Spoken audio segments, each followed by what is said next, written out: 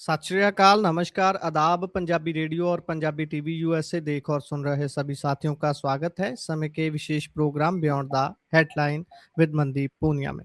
हर रोज की तरह मनदीप पूनिया जी का साथ होता है और देश विदेश के साथ जुड़ी हुई अहम खबरों पर होती है बातचीत। करते हैं पूनिया जी का स्वागत, फिर रुख खबरों का करेंगे। बहुत बहुत स्वागत है पूनिया जी। जी, नमस्कार, सत श्री अकाल, आदाब। नमस्कार, सत श्री अकाल, आदाब। रुख खबरों का करें। सबसे पहले बात अमेरिका ईरान इजरायली जंग के बारे में। अमेरिका आखिरकार इजराइल से भी दूरियां बनाने की बातें कर रहा है। अभी अमेरिका का बयान है ट्रंप का कि हम पहले अपना फायदा देखेंगे, इजराइल के बारे में बाद में सोचेंगे। इस बयान को कैसे देखते हैं, क्योंकि वो समझौते को अपनी बड़ी जीत के रूप में देखना चाह रहे हैं। देखिए, अमेरिका के उपराष्ट्रपति जेडी वांस फॉक्स न्यूज के साथ एक इंटरव्यू कर रहे थे। अपनी फॉक्स न्यूज की बातचीत में उन्होंने कहा कि अमेरिका और ईरान के बीच होने वाला समझौता अमेरिकी जनता के लिए बड़ी जीत होगी, चाहे इजराइल को ये पसंद ना आए। तो जी। ट्रंप भी ये बात कह चुके हैं और ट्रंप की और नेतन्याहू की जो दूरियां हैं वो हम सबको जगजाहिर हो चुकी हैं। और जो वो पूरी बात आई थी कि फोन पे भी उनको गाली गलौज किया है नेतन्याहू को। खैर, वांस ने दोहराया कि इस मामले में अमेरिका अपने हित सबसे पहले रखेगा, चाहे इजराइल इस समझौते का समर्थन करे या ना करे, इससे राजी हो या ना हो। अमेरिका और इजराइल कई मुद्दों पर साथ है, लेकिन हम हर मामले में दोनों की राय एक जैसी नहीं होती है। उन्होंने कहा है कि अमेरिका का सबसे बड़ा मकसद यह है कि ईरान कभी परमाणु हथियार ना बना सके। वांस ने दावा किया कि राष्ट्रपति डोनाल्ड ट्रंप की लीडरशिप में ऐसा समझौता तैयार किया जा रहा है जो 2015 के बराक ओबामा के समय हुए समझौते से ज्यादा मजबूत होगा। उनके मुताबिक नए समझौते में सख्त जांच होगी, जिससे यह देखा जाएगा कि ईरान अपने वादे निभा रहा है या नहीं। उन्होंने कहा कि अमेरिका किसी भी बात पर भरोसा नहीं करेगा, बल्कि हर दावे की जांच करेगा। इसी वजह से नए समझौते में निगरानी पर खासा जोर दिया गया है। वांस ने कहा है कि उनके हिसाब से ईरान अब युद्ध जारी नहीं रखना चाहता और बातचीत के जरिए समाधान चाहता है, इसलिए वह अमेरिका के सामने नए प्रस्ताव रख रहा है। खैर, जो लगातार बात तो हो ही रही है कि दोनों के बीच में बातचीत हो रही है, लेकिन जो एक बार के लिए गुरप्रीत सब लोगों को चौंका दिया था, ईरान ने इजराइल के ऊपर जो अटैक किए थे, मिसाइल अटैक किए, 2 महीने का जो 2 महीने से सीज फायर जारी है, और उसमें पहली बार ऐसा था कि ईरान ने इजराइल के ऊपर अटैक किया। उसको साउथ लेबनान वाली बात का भी गुस्सा था। और इजराइल के कई मिलिट्री ठिकाने हों या फिर एयर डिफेंस सिस्टम हो, पेट्रोकेमिकल प्लांट हो, कई जगह पे ईरान ने बड़े हमले किए। और देखो, उसका असर भी दिखा। असर ये दिखा कि आप तुरंत जैसे ईरान ने इजराइल के ऊपर हमले शुरू किए, ब्रेंट क्रूड ऑयल मार्केट में तनाव दिखा। ब्रेंट क्रूड आप देखिए कि 3.5% महंगा हो गया। पहले वो 93-94 पे सेटल हो रहा था, लेकिन तुरंत ब्रेंट क्रूड तनाव बढ़ने के बाद 97-98 के आसपास ट्रेड करने लग गया। तो वो उसमें भी तेजी देखी गई। खैर, अभी तो यही है कि ईरान बहुत इजराइल को लेकर बहुत गुस्सा उसमें दिख रहा है। और हालांकि भारत ने ईरान में जो भारतीय नागरिक है उनको छोड़ने की सलाह दी है कि आप ईरान छोड़ दीजिए। हूती विद्रोही देखिए, असर बहुत अलग अलग किस्म से हैं। यमन के जो हूती विद्रोही हैं वो भी लगातार रेड सी में इजरायली जहाजों की नाकेबंदी कर रहे हैं, उनका ऐलान कर चुके हैं। बोबल मंदेब पहले सिर्फ जो फोकस में था स्ट्रेट ऑफ हॉर्मुज था, बोबल मंदेब में भी जो नाकेबंदी है वो दिख रही है, और वो इजराइल को साफ चेतावनी दे रहे हैं। तो खैर, लेबनान में इजराइल जो कर रहा था उसका अलग अलग किस्म से जो अपन कहें कि असर देखने को मिल रहा है। मतलब ईरान ने कुछ ही घंटे के अंदर अंदर 30 बैलिस्टिक मिसाइल्स होती है, लॉन्ग रेंज मिसाइल्स, 30 जी। बैलिस्टिक मिसाइल्स इजराइल के ऊपर छोड़ी थी। तो वो एक जो गुस्सा है वेस्ट एशिया में इजराइल के प्रति, वो दिख रहा है। इवन मतलब बहुत सारे देश ऐसे हैं कि जैसे वेस्ट बैंक में जो इन्होंने वायलेंस किया है उसको लेकर जो 5 देश हैं उन्होंने इस एक्शन की निंदा भी की है। ब्रिटेन, ऑस्ट्रेलिया, कनाडा, फ्रांस और नॉर्वे ने वेस्ट बैंक में इजरायली सेटलर्स की जो वायलेंस हुई है उसको लेकर नया कदम उठाया है। 5 देशों का कहना है कि वेस्ट बैंक के हालात लगातार खराब हो रहे हैं, इसलिए वायलेंस से जुड़े लोगों और संगठनों पर नए प्रतिबंध लगाए गए हैं।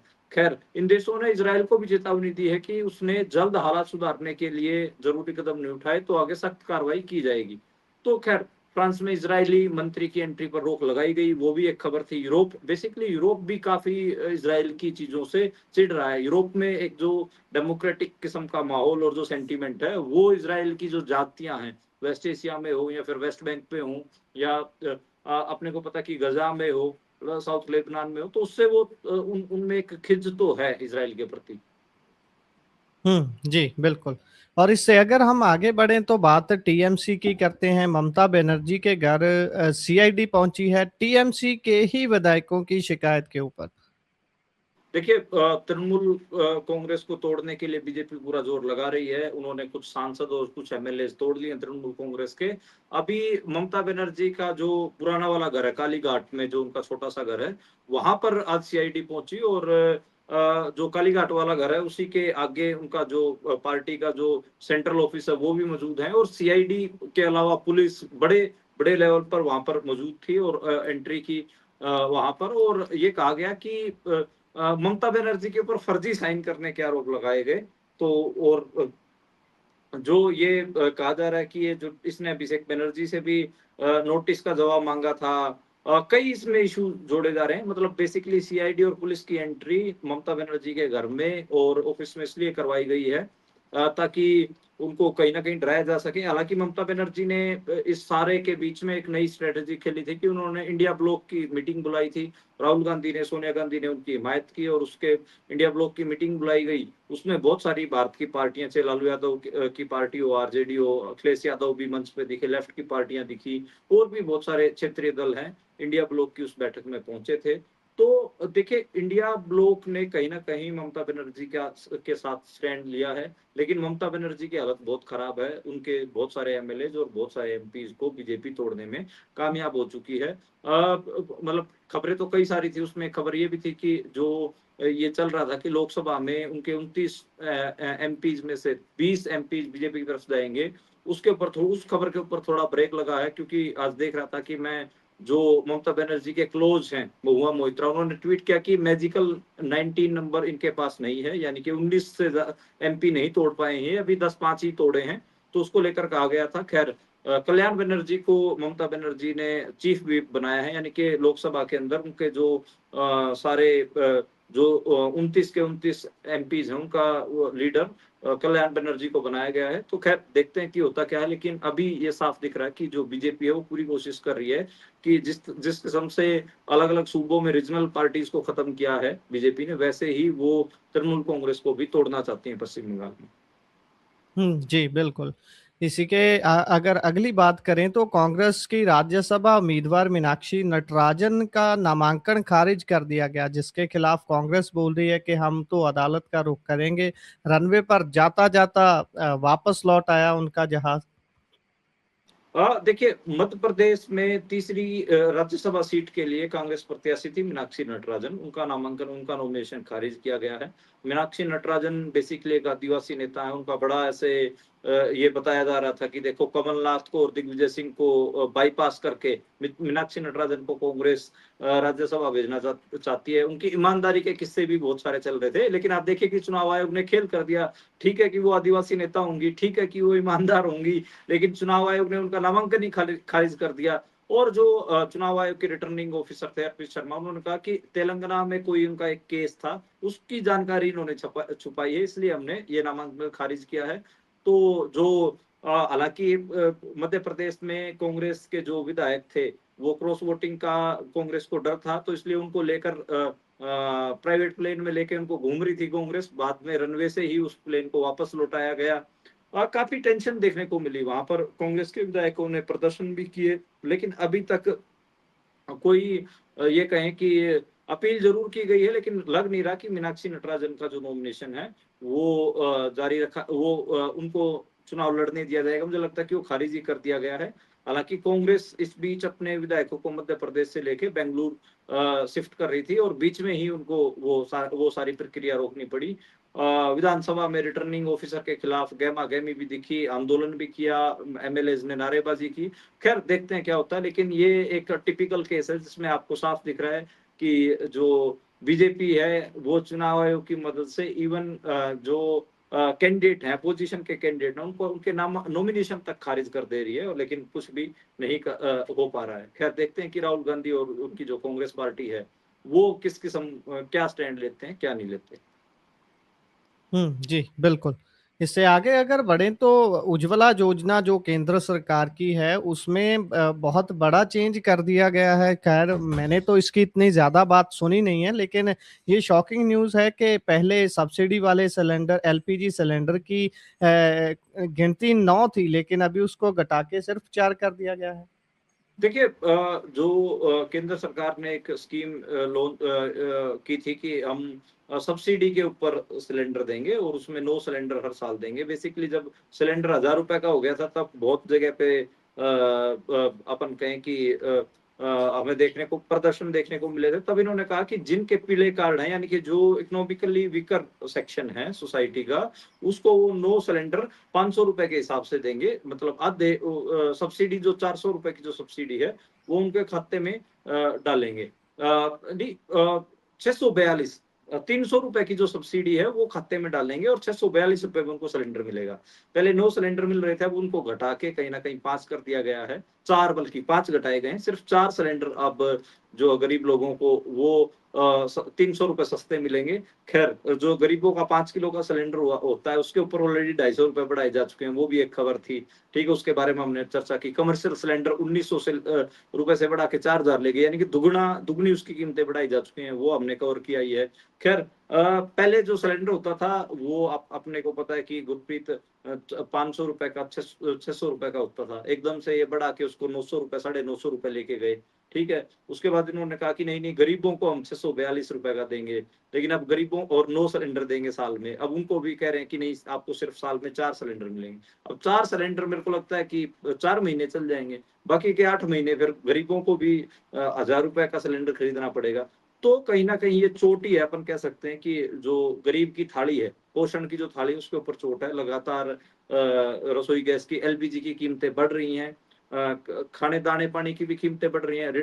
जो रिटेल इन्फ्लेशन है जो हमें देखने को सरकार तो बता रही 4.5%, लेकिन वो एक्चुअल में बहुत ज्यादा है। 4.5%, जैसे कि जो पैक्ड आइटम्स हैं उन पे दिखती है वो 4.5% की। जो दाल हमें 50 रुपए की किलो मिल रही थी वो 60 रुपए की मिल रही है। तो उसमें उसको आप देखेंगे तो आपको लगेगा कि हाँ 4.5-5%, 10% ऐसे आप बोलोगे।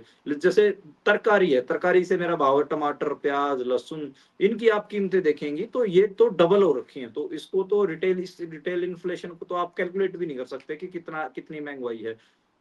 मेरी एक बात हो रही थी आज एक पत्रकार से जो कि राइट टू फूड के ऊपर काम करते हैं, यानी कि भोजन के अधिकार के ऊपर काम करते हैं। तो मेरे को बता रहा था कि बहुत बहुत सारे इलाकों में लोगों की थाली से पोषण गायब हो रहा है। थाली से पोषण गायब होने का मतलब ये है कि एक थाली होती है, उस थाली में सब्जी भी आदमी सब्जी भी खाता है, रोटी भी खाता है, साथ में घुटने के लिए दूध भी रखता है। तो कह रहा था कि उसमें कम हो रही है सब्जी। जैसे अब क्या कर रहे हैं जो गरीब परिवार हो, दिन में एक बार सब्जी बना रहे हैं, 2 बार सब्जी नहीं बना रहे। एक बार वो चटनी रोटी इनके साथ खा ले रहे हैं। अगर कोई परिवार 1.5-2 लीटर दूध ले रहा था तो उसने आधा कर दिया दूध, वो 1 लीटर ले रहा, 2 लीटर की बजाय उसने 1 लीटर दूध लेना शुरू कर दिया। तो इस किस्म की बहुत सारी चीजें वो बता रहे थे कि कैसे गरीबों की जो थाली है उससे लगातार पोषण कम हो रहा है। हालांकि भारत में जो मॉल न्यूट्रिशन का जो इशू है वो भी बहुत बड़ा इशू है। बच्चों में स्टंटिंग और वेस्टिंग के इश्यूज हैं। अपने को पता है 50% जो 50% के आसपास भारत में जो महिलाएं हैं वो अनेमिक है, उनमें खून की कमी है। बहुत सारे ऐसे इश्यूज हैं। तो पोषण पहले ही भारत की आबादी में बहुत कम है। बहुत सारी चीजों की कमी हम लगातार देखते हैं। ऊपर से इस रिटेल इन्फ्लेशन ने, इस महंगाई ने, चाहे गैस की हो रसोई गैस की महंगाई हो चाहे फिर खाद्य महंगाई हो, इसने कहीं ना कहीं गरीबों की थाली के ऊपर असर डालना है और उसके बड़े असर हमें आने वाले दिनों में देखने को मिलेंगे। इससे अगर हम आगे बढ़ें तो विशाखापट्टनम प्लांट की बात करते हैं, जयपुर में पटाखा गोदाम की बात करते हैं। वही हम इस मुद्दे पर मुझे लगता है कोई हफ्ता छूटता नहीं है जब इस पे बात नहीं होती। वर्क प्लेस पर सेफ्टी सिक्योरिटी का मसला। विशाखापट्टनम में प्लांट में धमाके के बाद पिघला हुआ स्टील श्रमिकों के ऊपर गिर गया। ये बेहद सुनने में ही बहुत दुखद खबर लग रही है। देखिए आज कई जगह से ऐसी बहुत खतरनाक खबरें आई, लगभग हर सूबे से ही खबरें हैं। ठीक है, जहाँ पे आपको देखने को मिलेगा कि जो वर्क प्लेस है वहां पर मजदूरों की श्रमिकों की मौत हो रही है। आंध्र प्रदेश का विशाखापट्टनम है, वहाँ स्टील प्लांट में जो पिघला हुआ स्टील है वो मजदूरों के ऊपर गिर गया, जिसके कारण 8 श्रमिकों की डेथ हुई है, वर्कर्स की डेथ हुई है। ठीक है, बहुत दिल दहला देने वाले विजुअल्स हम देख रहे थे, उस प्लांट के थे और बड़ा अजीब लगा। खैर जो हम ये खबरें मजदूर देखे, दो टॉपिक ऐसे हैं जो हम लगातार कोशिश करते हैं गुरप्रीत, चाहे मजदूरों का हो चाहे किसानों का। किसान अगर कोई आंदोलन कर रहे होते हैं वो खबर हम जरूर लेते हैं। मजदूरों की जो वर्क प्लेस पे जो डेथ्स हैं, क्योंकि इंडिया में बहुत अनसेफ वर्क कंडीशंस हैं, बहुत खराब स्थितियों में मजदूर काम करते हैं और उनकी मौतें हो रही हैं इंडिया में ही, लेकिन फिर भी ये इशू नहीं बन रहा है। अब जैसे जयपुर की बात करिए, जयपुर में एक पटाखा फैक्ट्री में आग लगने के कारण 8 वर्कर्स की डेथ हो गई, उसमें एक बच्चा भी था, छोटा बच्चा भी। और जो विजुअल्स है आप देख लो पटाखा फैक्ट्री के, तो आपका एकदम से बहुत बुरा हाल हो जाएगा। बहुत बहुत घटिया विजुअल्स हैं। और मतलब बड़ी लेवल पे वहां पे जो मजदूर हैं वो घायल हुए हैं, घायलों की संख्या तो बहुत ज्यादा है। अब उसको सीज कर दिया गया है, असल इंफॉर्मेशन भी बाहर नहीं आने दे रहे फैक्ट्री की। और ऐसे ही रोहतक में एक हरियाणा की खबर है, 4 लोग जिंदा जलने का अंदेशा बताया जा रहा है। 10 ऐसे जो शॉप्स के ऊपर जो स्मॉल स्केल की इंडस्ट्री होती है वो चल रही थी, उसमें आग लग गई, 4 लोग जिंदा जल गए हैं। तो आप देखेंगे कि भारत में अनसेफ वर्किंग कंडीशंस के कारण हर रोज मजदूरों की डेथ हो रही है, लेकिन फिर भी कोई बड़ा इशू नहीं है। तो यानी कि आपकी जो काम करने की जगह है, जहां से आपने मेहनत मजदूरी करके कमा के खाना, वो भी सुरक्षित नहीं है। तो ये काफी बड़ा इशू है गुरप्रीत। जी, बिल्कुल, बिल्कुल। इससे अगर हम आगे बढ़ें तो आज मनप्रीत इयाली जो 2022 में श्रोमणी अकाली दल बादल की तरफ से जीते थे, लेकिन उसके बाद उन्होंने अकाल तख्त साहिब के जो 2 दिसंबर वाले फैसले थे, उनकी रोशनी में काम करते हुए भर्ती का काम शुरू किया श्रोमणी अकाली दल पुनर्सुरजीत के लिए। और लेकिन अभी उन्होंने वहाँ से तो इस्तीफ़ा ही दे दिया था सारे अपने पदों से, और अभी उन्होंने अकाली दल वारिस पंजाब दे जो कि एमपी अमृतपाल सिंह की पार्टी है उसको ज्वाइन कर लिया है। उसमें भी उनको अहम ओहदा मिलने की चर्चा चल रही है। देखिए, आपने सही फरमाया कि लुधियाना के दाखा हल्के से जो विधायक थे मनप्रीत सिंह रैली, वो वन ऑफ द मतलब 3 मेंबर्स थे ऑफ लेजिस्लेचर असेंबली, मतलब एमएलए बने वो पंजाब की विधानसभा के। 3 जो अकाली दल के जीते उनमें से एक थे। और उसमें सुखबीर बादल के साथ उनकी टकराट देखने को मिली। 2 दिसंबर का जो फैसला जैसा आपने बताया, उसमें वो पहले तो पुनर्सुरजीत अकाली दल पुनर्सुरजीत के साथ वो लिए थे, वहां पर मेंबरशिप वगैरह बहुत सारी चीजों में रहे। लेकिन बताया जा रहा है कि ज्ञानी हरप्रीत सिंह के साथ उनकी कुछ टकराटें रही, जिसके कारण उन्होंने पुनर्सुरजीत को छोड़ दिया। कई लोग ये बता रहे हैं कि जितना हाइप बनना चाहिए था उस अकाली दल पुनर्सुरजीत का, उतना नहीं बना। अमृतपाल की जो पार्टी है वारिस पंजाब दे, वो बेटर परफॉर्म भी किया उसने 2024 के इलेक्टोरल इलेक्शंस में, और उसकी थोड़ी हाइप भी ज्यादा है ग्राउंड पे, नौजवानों में उसका रिस्पॉन्स भी ज्यादा है। इसलिए बताया जा रहा है कि उन्होंने पुनर्सुरजीत को छोड़कर श्रोमणी अकाली दल वारिस पंजाब दे ज्वाइन कर ली है। सुखबीर बादल के साथ उनकी जो बयानबाजियां हैं उसके ऊपर आप लगातार पहले भी अपने बुलेटिन में बात हुई है कि काफी तल्खी भरी जो बयानबाजियां थी उनकी देखी गई। कल शाम को ही हम ये बात कर रहे थे कि वो अकाली दल अमृतपाल की पार्टी ज्वाइन करेंगे, क्योंकि उन्होंने चंडीगढ़ में तो आज प्रेस कॉन्फ्रेंस की है। प्रेस कॉन्फ्रेंस करने से पहले उन्होंने कल अपने घर पे अपने वर्कर्स को, दाखा हल्के के वर्कर्स को बुलाया हुआ था। वहीं से ये खबर ब्रेक हुई कि हाँ वो अमृतपाल सिंह की पार्टी में जा रहे हैं। उनकी कुछ मुलाकातें उनके पिता तरसेम सिंह से भी हुई थी। और आज जब उन्होंने पार्टी ज्वाइन की है तो पार्टी के जो एमपी हैं फरीदकोट से, वो भी मौजूद थे, खालसा जी। और ऐसे ही बात करें तो तरसेम सिंह जो उनके पिताजी हैं वो मौजूद थे। पार्टी जी, के और भी बहुत सारे सीनियर मेंबरान आज मौजूद थे, स्टेज पे दिखे चंडीगढ़ प्रेस क्लब में। पत्रकारों के बहुत सारे सवालों के उन्होंने जवाब दिए और पार्टी को ज्वाइन किया। एक मोटा जो उनका नुक्ता समझने को हमें मिला, वो उनकी बातचीत से उन्होंने कहा कि देखिए, हमारा उद्देश्य पंजाब और पंथक विचारधारा से जुड़ी हुई सभी पार्टियों और संगठनों को एक मंच पर लाना है। मौजूदा समय में पंथक पॉलिटिक्स की एकजुटता बहुत जरूरी है, ताकि पंजाब और पंजाबियत से जुड़े हुए मुद्दों को प्रभावी ढंग से उठाया जा सके। ये एक ऐसा खाका उन्होंने अपनी ज्वाइनिंग का खींचा है कि भाई पंथक एकता के लिए ही उन्होंने ये पार्टी ज्वाइन की है। खैर देखते हैं कि आगे चीजें कैसे रहती हैं। इससे पहले भी बहुत सारी बड़ी बड़ी ज्वाइनिंग हम देख रहे हैं कि अमृतपाल की पार्टी में हो चुकी हैं। एक किस्म का हाइप तो है ही, लेकिन अगर लोग ये भी कयास लगा रहे हैं कि अमृतपाल सिंह अगर जेल से बाहर आएंगे तो शायद और भी ज्यादा उनकी पार्टी को पकड़ मजबूत मिलेगी। मनप्रीत इयाली तजुर्बेकार नेता हैं, उनके पास एक एक्सपीरियंस है प्रैक्टिकल इलेक्टोरल पॉलिटिक्स का, शायद वो अमृतपाल की पार्टी के काम आए। देखते हैं कि उनको क्या पद दिया जाता है, किस किस्म की उनको जिम्मेदारी दी जाती है और किस किस्म से वो अमृतपाल की पार्टी में काम कर पाते हैं। खैर जो दूरियां हैं वो स्पष्ट तौर पे दिख गई हैं पुनर्सुरजीत से भी, और खैर सुखबीर बादल के तो उल्ट पहले से ही काफी पहले से ही हमें देखने को मिल रहे थे। जी। तो बड़ा देखते हैं कि बड़ा एक स्टेप है और बड़ी ज्वाइनिंग कह सकते हैं कि अमृतपाल की पार्टी में हुई है। बिल्कुल।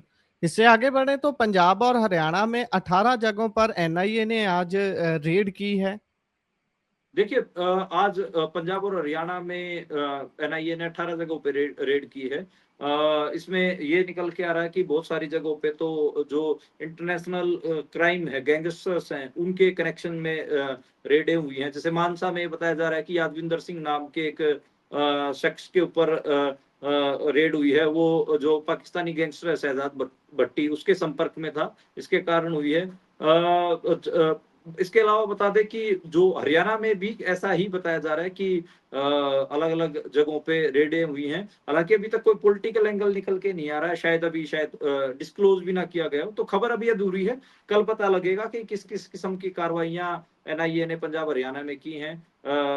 और ये माना जाता है कि बहुत सारे जगहों पे जो एनआईए रेड करती है उसमें पॉलिटिकल लोग भी होते हैं, ऐसे लोग भी होते हैं जो ड्रग वगैरह के कारोबार में हुए हैं और किसी इंटरनेशनल क्राइम से जुड़े हुए मामले उनमें भी करती है। तो खैर कल पता लगेगा कि फाइनली कहाँ-कहाँ पे किस-किस किस्म की रेड्स वगैरह हुई हैं। 1-2 जगह ऐसे खबरें हैं हरियाणा में भी कि वहाँ पर शायद पॉलिटिकल रेड्स भी हुई हैं। तो खैर कल पता चलेगा कि एनआईए की जो ये रेड हैं, ये कहाँ-कहाँ और कैसे किस संदर्भ में हुई हैं। जी। इससे आगे बढ़े तो विक्रम मजीठिया गिरफ्तारी से बचने के लिए अमृतसर कोर्ट पहुंचे हैं। हाँ, श्रोमणी अकाली दल के वरिष्ठ नेता विक्रमजीत सिंह मजीठिया अपनी गिरफ्तारी पर रोक लगाने और जमानत के लिए, अग्रिम जमानत के लिए अमृतसर जिला अदालत पहुंचे हैं। वहां पर उन्होंने अपनी पिटीशन दायर की है। मामला आपको पता होगा, थाना मजीठा में उनके खिलाफ जो एफआईआर दर्ज की गई थी लोकल बॉडीज इलेक्शन वाले दिन, उसी उसी का मामला है। उसी केस में अपनी अग्रिम जमानत के लिए उन्होंने पिटीशन दायर की है। खैर मामले की सुनवाई 10 जून को होगी और 10 जून को पुलिस को रिपोर्ट पेश करने के लिए कहा गया है। तो खैर 10 जून यानी कल ही है। कल जो पुलिस है मजीठा थाने की, वो अपना केस प्रेज़ेंट करेगी अदालत में। पूरा जो मामला है देखो, राजनैतिक तौर पर हो या कानूनी तौर पर काफ़ी गर्म हो चुका है। अलग-अलग लीगल एक्सपर्ट अपनी राय दे रहे हैं। राजनीतिक तौर पर तो आपको पता ही है कि कैसे भगवंत मान इसको भुनाने की कोशिश कर रहे हैं और खुद विक्रमजीत सिंह मजीठिया भी इसको भुनाने की कोशिश कर रहे हैं। तो वो पोस्टर वार भी देखने को मिला भगवंत मान की तरफ से, आम आदमी पार्टी की तरफ से कोई कुछ और पोस्टर्स लगवाए गए, कुछ पोस्टर्स हमने देखा कि मजीठिया की तरफ से भी लगवाए गए। खैर जो ये एफआईआर थी, ये 31 मई को मजीठा थाने में एक और एफआईआर दर्ज की गई, जिसमें थाने में जबरन घुसकर हिरासत में लिए गए एक आरोपी को छुड़वाना और सरकारी काम में बाधा डालना, इस किस्म की उनके ऊपर एफआईआर थी।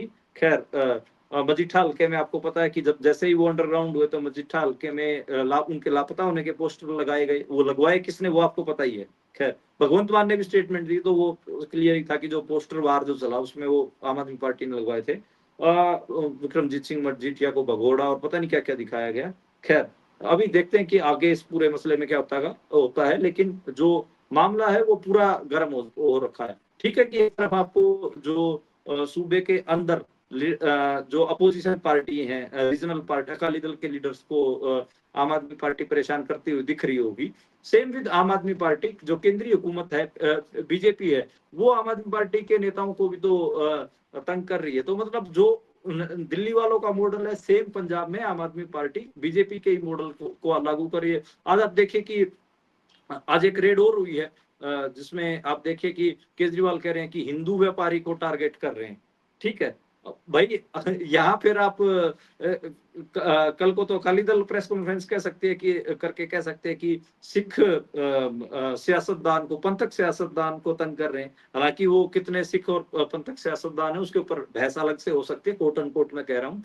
पर खैर आज जैसे बात करें कि केजरीवाल और भगवंत मान अंबाला में जो इनके गोवा के प्रभारी हैं सिंगला, जिनको अरेस्ट कर रखा है दीपक सिंगला, उनसे भी मिलने के लिए 25 मिनट मुलाकात की जेल में भी, तो खुद भी फंसे हुए हैं। केंद्रीय हुकूमत और केंद्रीय एजेंसियों के जाल में, और जो यहाँ पर पंजाब में बाकी अपोजिशन की पार्टियां उनको फंसाने की भी कोशिश कर रहे हैं। खैर तो लगातार ये हम देख ही रहे हैं। और केजरीवाल की स्पेसिफिक आप देखें स्टेटमेंट्स तो वो ये आ रही है कि हिंदू व्यापारियों को तंग कर रही है ईडी पंजाब में। तो जैसे ही कोई हालांकि इसके ऊपर हम भी बात करते रहे, हमने भी कहा कि कैसे अगले 1-2 महीने के लिए केंद्रीय एजेंसियों के नजरों में पंजाब के अरोड़ा खत्री और बनिया कम्युनिटी के लोग ज्यादा उनके टारगेट पे रहेंगे, ताकि उनके छोटे मोटे केस लगा के उनको अंदर कर लिया जाए, और इन्वेस्टिगेशन में बड़े केसों का डर जो एक्चुअली उनको खोलने नहीं है का डर दिखा के बीजेपी अपने में ज्वाइन करवा सके। तो ऐसे मोडस ऑपरेंडी पे शायद बीजेपी पंजाब में काम करे। जी, इसी के साथ प्रोग्राम का समय यहाँ समाप्त होता है। आप जुड़े जानकारियां साझा की, बहुत बहुत धन्यवाद। धन्यवाद, धन्यवाद गुरप्रीत।